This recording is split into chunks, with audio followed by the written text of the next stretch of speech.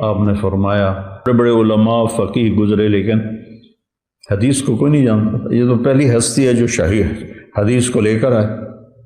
یہ سارے بریلوی دیوبندی اہل حدیث سنی سب کے جو سند حدیث ہے سب کی ولی اللہ پر جا کر جمع ہوتی ہے.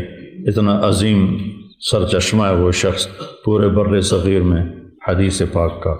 تو پہلے فلسفہ اور منطق اور خرافات تو نبی والی زندگی نہیں پیش کی کہ میرے نبی کی گھر کی زندگی کیا تھی. اولاد کے ساتھ، ماں باپ کے ساتھ. ماں باپ تو تھے نہیں، پہلے ہی فوت ہو گئے. بچوں کے ساتھ، دشمن کے ساتھ، دوست کے ساتھ.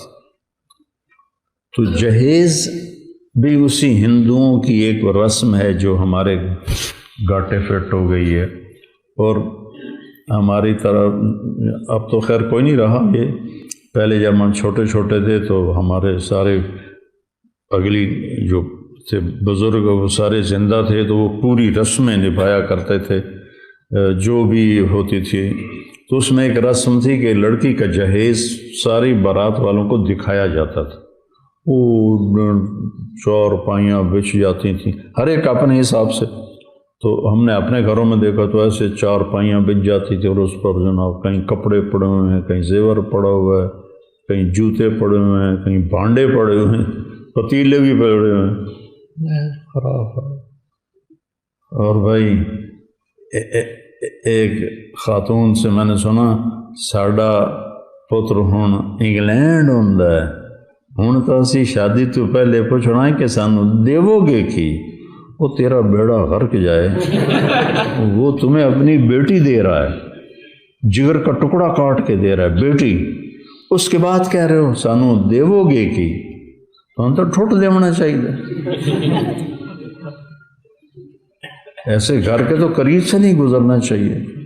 جو ایک آدمی بیٹی پروان چڑھا کے اللہ کے نبی نے حضرت فاطمہ کا ہاتھ پکڑا اور علی کے ہاتھ میں دیا اور کہا علی تجھے نبی کی بیٹی مبارک. سبحان اللہ. اور پھر سیدہ سے فرمایا کہ فاطمہ مجھے میرے خاندان میں جو سب سے زیادہ محبوب تھا میں نے تیرا ہاتھ اس کے ہاتھ میں دیا. علی بن ابی طالب علیہ السلام. جو تمہارے بس میں ہے وہ دے دو، کوئی دینا منع نہیں. میرے نبی نے دیا، ایک پلنگ دیا منقش، اس پر کھدائی ہوئی تھی، نقش نگار تھے.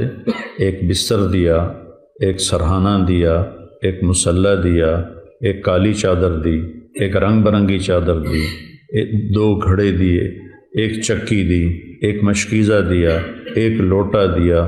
یہ 10 چیزیں میرے نبی نے، ایک چکی دی، چکی میں نے پہلے کہہ دیا تھا. تو یہ 10 چیزیں میرے نبی نے اپنی بیٹی کو عطا فرمائیں. تو اپنی خوشی سے میں اس کو گھوڑا دے دوں یا اسے مرسڈیز دے دوں، وہ میری خوشی ہے اپنی بیٹی کے لیے. لیکن سسرال والے کہیں اے بھی چاہیے، اے بھی چاہیے، اے بھی چاہیے، اے بھی چاہیے. یہ بہت بڑا ظلم، بہت بڑی زیادتی. ان چیزوں کو اپنی گفتگو کا محور بناؤ. یہ وہ چیزیں ہیں جو اس وقت معاشرے کو بتانے کی ضرورت ہے. اور پھر اللہ تعالیٰ نے اس کو کس قدر خوبصورت تشبیہ دے کر ہمیں سمجھایا. ہن لباس لکم وانتم لباس لہن. یہ میں بار بار اس مضمون کو دہرا رہا ہوں اس لیے کہ مجھے پتہ ہے جب موقع آئے گا تو تمہیں سب کچھ بھول جائے گا. تو میں بار بار تمہارے دماغ کے دروازے پر دستک دینے کی کوشش کر رہا ہوں کہ تمہیں یہ جو غصے کے وقت آدمی بے وقوف ہو جاتا ہے، بے عقل ہو جاتا ہے، غصہ عقل کو کھا جاتا ہے. اور بیوی سے کب ٹکراؤ ہوتا ہے، بہن بھائیوں سے کب. میں صرف بیوی کی بات نہیں کر رہا، سارے رشتوں کی بات کر رہا ہوں.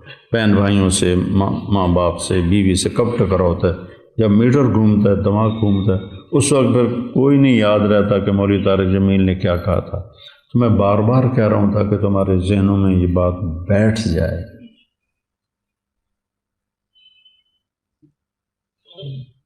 سب سے مشکل کام ہے اچھے اخلاق، کیونکہ ان کے سیکھنے کا وقت سب سے مشکل وقت. ابھی میں وہاں سے گھر سے چلتا ہوں کہ میں نے جا کے درس قرآن دینا ہے، میں نے ظہر کی نماز پڑھنی ہے، میرے لیے مشقت ہے، میں 10 منٹ کی ڈرائیو سے آتا ہوں، پونا گھنٹہ یہاں بولتا ہوں، لیکن میں ذہنی طور پر تیار ہوں اس مشقت کو برداشت کرنے کے لیے۔ روزے سے حلق خشک ہو رہا ہوتا ہے اور بولا نہیں جاتا، پیاس لگ رہی ہوتی ہے، جسم میں تپش ہوتی ہے، میں تیار ہوں کہ مجھے یہ مشقت برداشت کرنی، لیکن اچھے اخلاق برتنے کا جو وقت آتا ہے وہ وقت وہ ہوتا ہے جب تمہیں غصہ چڑھا ہوتا ہے، اور غصے کے بعد تمہارے بریک فیل ہو چکے ہوتے ہیں، اور خاص طور پر جو سریع الغضب ہوں ان کو تو اگلی پچھلی ساری ان کو یہ بھی بھول جاتا ہے کہ میں کون، تو پھر وہ بہہ جاتے ہیں۔ اچھے اخلاق کے سیکھنے کا وقت وہ ہے جب تمہیں حد درجے کا غصہ آیا ہو، نمبر 1، نمبر 1، نمبر 2، یا اگلا تمہارے ساتھ حد درجے کی بدتمیزی کر رہا ہو، تو اس وقت تھوڑی دیر تو تم کرو گے صبر، پھر تم بھی ابال آئے گا ہانڈی میں۔ تو میرے عزیزو، یہ بڑے نازک رشتے ہیں، اور اس میں خامند اور بیوی کا رشتہ سب سے نازک اللہ کے نبی نے بتایا۔ آپ نے فرمایا ما تزوجت وما زوجت الا بوحی من السماء نزل به جبریل، میں نے جہاں شادی کی، میں نے جہاں بیٹی کی شادی کی، آسمان سے اللہ کا حکم آیا، پھر میں نے شادی کی۔ تو پھر اتنی شادیاں اللہ نے کیوں کروائیں؟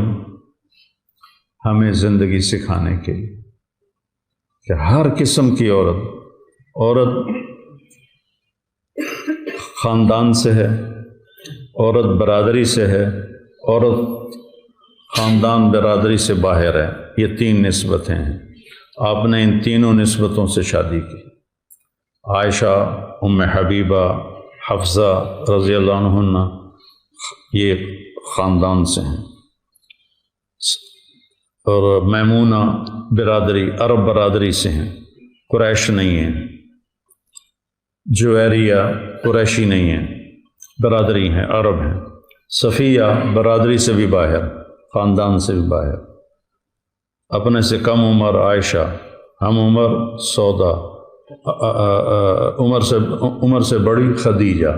تو عورت عمر میں بڑی ہو تو میرے نبی کی مثال موجود ہے، عمر میں برابر ہو تو میرے نبی کی مثال موجود ہے، عمر میں کم ہو تو میرے نبی کی مثال موجود ہے۔ عمر میں کم ہے حضرت عائشہ رضی اللہ تعالیٰ عنہ۔ پھر وہ مال میں برابر ہو، مالدار ہو یا فقیر ہو، مال میں کم ہو، یہ 3 نسبتیں ہیں۔ خدیجہ رضی اللہ عنہ تعالیٰ مال میں اونچے ہیں، اور باقی تقریباً مال میں برابر ہیں، اور صفیہ اور جویریہ لونڈیوں سے آزاد ہو کر ان سے نکاح ہوا ہے تو وہ مال میں کم ہیں۔ یہ 9 نسبتیں ہیں عورتوں کی جن سے کوئی عورت باہر نہیں نکلتی۔ میرے نبی نے ہر نسبت کی عورت سے شادی کر کے دکھائی۔ پھر غصے والی ہیں، درمیانہ غصہ ہے، بالکل ہی خاموش ہیں، ان سے بھی شادی کر کے دکھائی۔ حضرت حفصہ رضی اللہ عنہ اپنے باپ کی طرح غصے والی تھی، ایک دفعہ آپ نے ان کو طلاق بھی دے دی، تو جبریل آئے کہ اللہ تعالیٰ کہہ رہے ہیں رجوع کرو کہ عمر کو تکلیف ہوگی، اور دوسرا حفصہ کے لیے ہم نے لکھ دیا ہے یہ آپ کی جنت میں بیوی ہے، تو آپ نے رجوع فرمایا۔ حضرت سودا